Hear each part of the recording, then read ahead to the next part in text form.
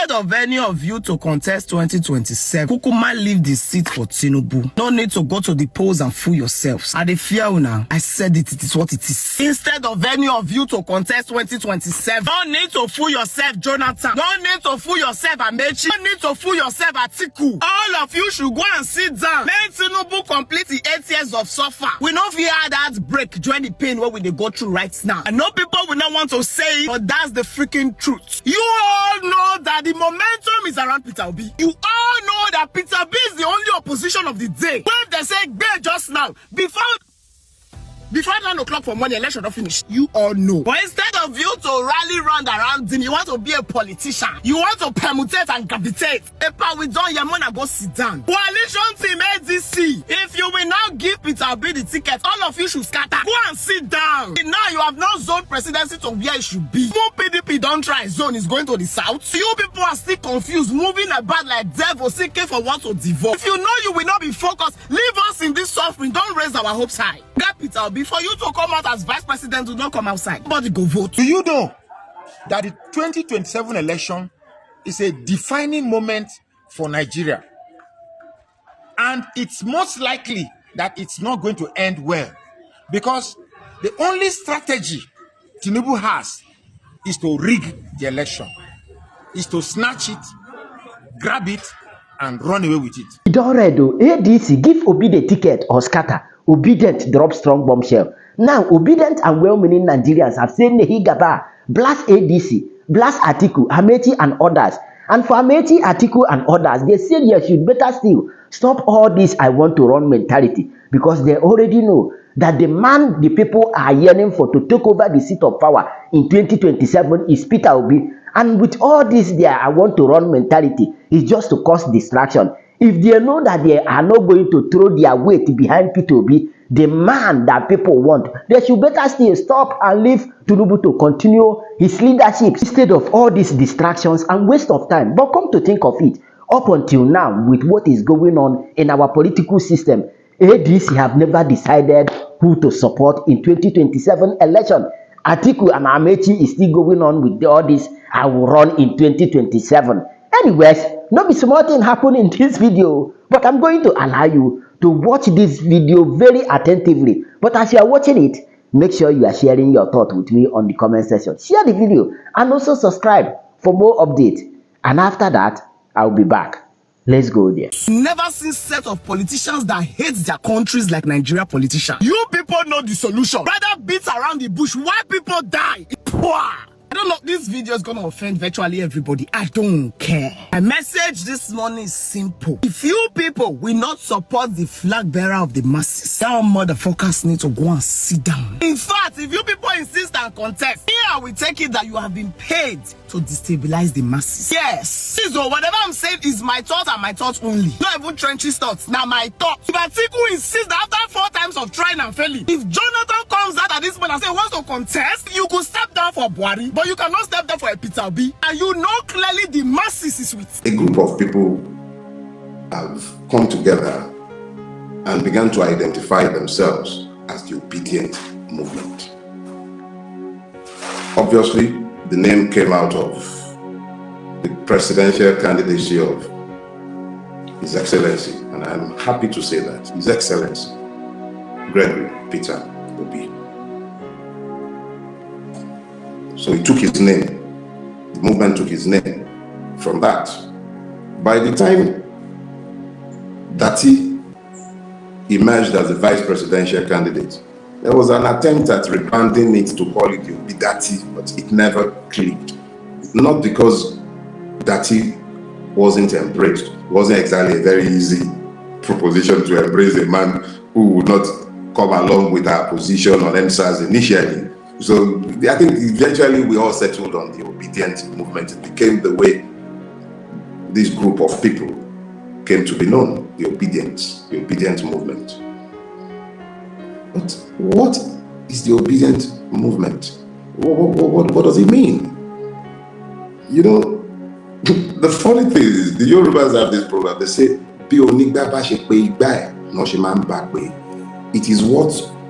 it is the usage to which you place your vessel that others would put it as well.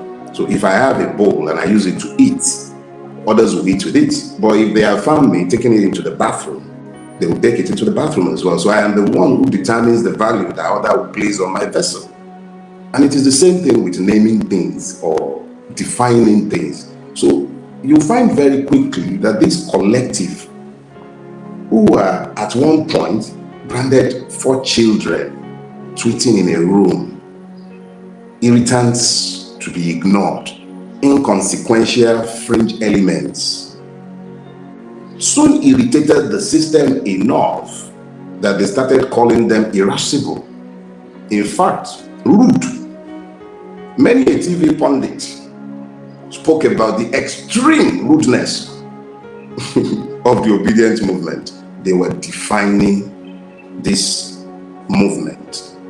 That doesn't really, it didn't make sense. It didn't make sense. It was all kind of people popping out of the woodworks, calling themselves Obidient. After a while, they said, no structure. It's a structureless, then they'll soon fizzle out. And then you guys started with the rallies. And then the rallies snowballed, began to spring up all over the country. They said, oh, it's an Igbo thing. So you began to see rallies in the east, in the north, in the west, Lagos, everywhere. Rallies began to spring up.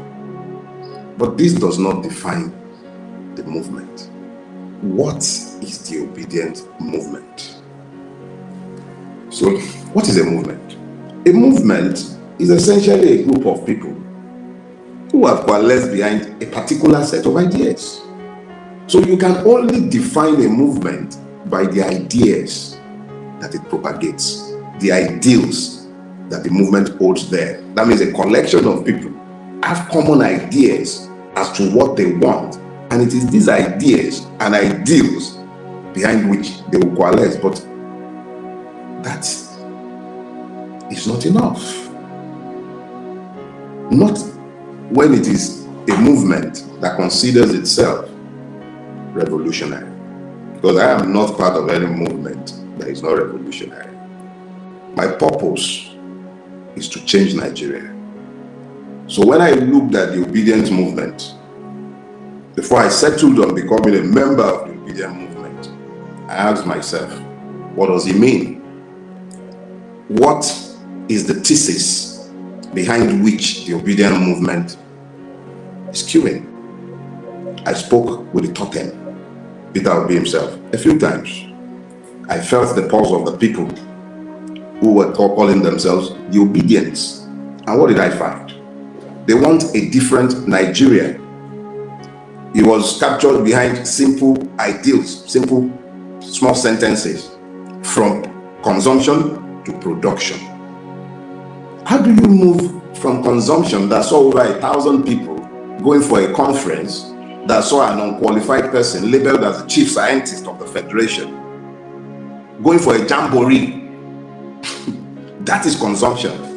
To move that mindset to production, you probably see not more than 3 or 4 people going for that conference. Yeah, not because it's not important, because there was no need for the jamboree. Don't worry, I won't mention the names of the cross names that crept up in that place. Confidant of the president. Oh, how low we are falling. That is an example of consumption. And it's just, if they will do that in the open, in your face, in my face, if they would, look, the National Library remains unbuilt in Abuja, but they are budgeting billions to build a house, billions to build a house for the vice president. Have the other ones been homeless? That is consumption. Those are the kind of ideas behind which the movement coalesced. Now, movement does not exist in a vacuum. See, NEPA did their thing. The reality of living in a country where it is more important for men to buy fleets of bulletproof cars than to improve the security of everybody living in the country. So NEPA has announced itself. We'll go back again. So the beauty of these ideas was that it could resonate in the different groups of people. Oh yeah, then they tried. They said, oh, it's an Igbo thing. And because of course somebody is shouting a Bilokon and would root the legitimacy of his quest in a demand that power be shared so that each might take their turn to afflict. Yeah, there is an equitable basis upon which to make the argument that it was a turn of the Southeast.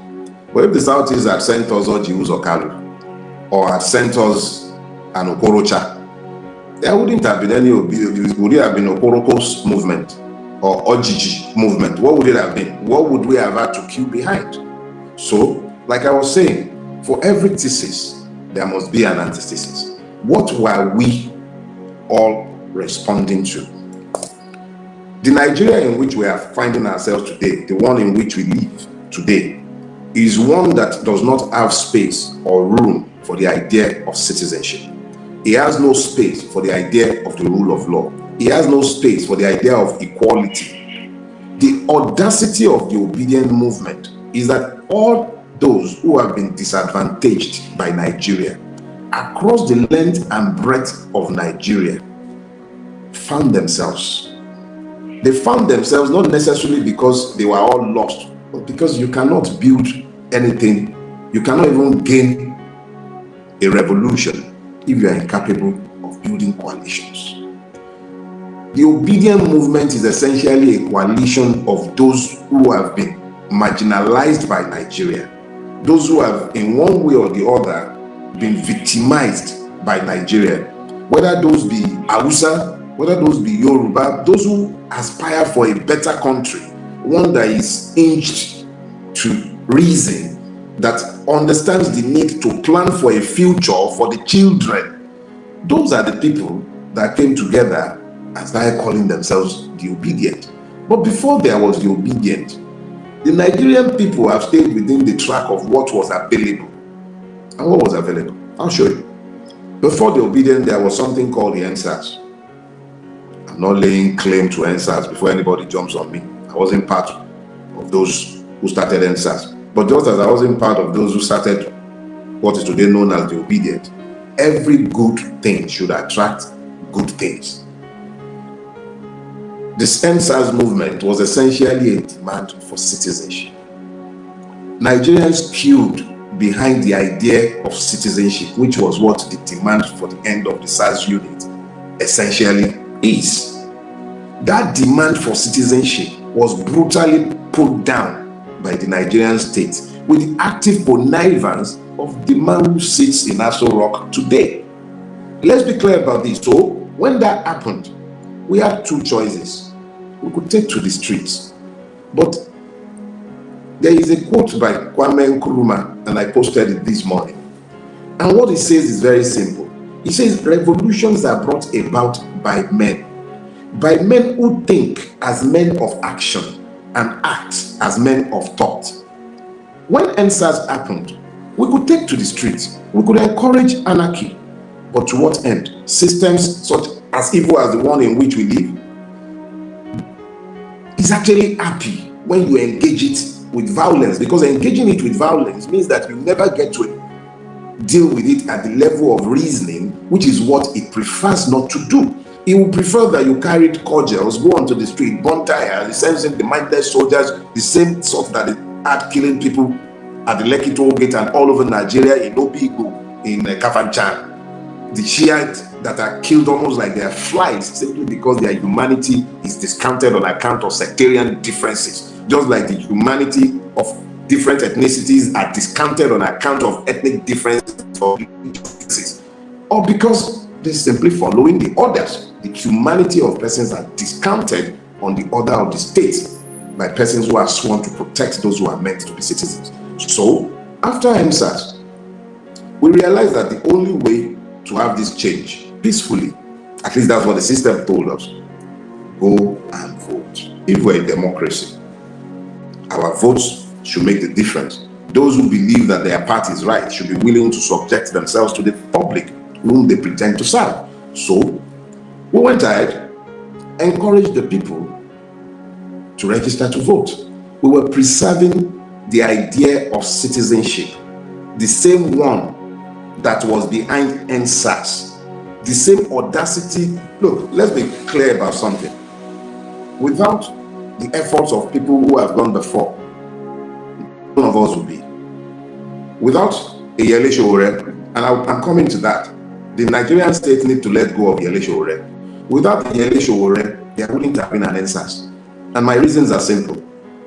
It took the organization of the Revolution Now movement acting in concert, and this is the thing that is key, acting in concert with other elements of Nigerians, both those who agree with militant actions and those who do not. I don't, they do.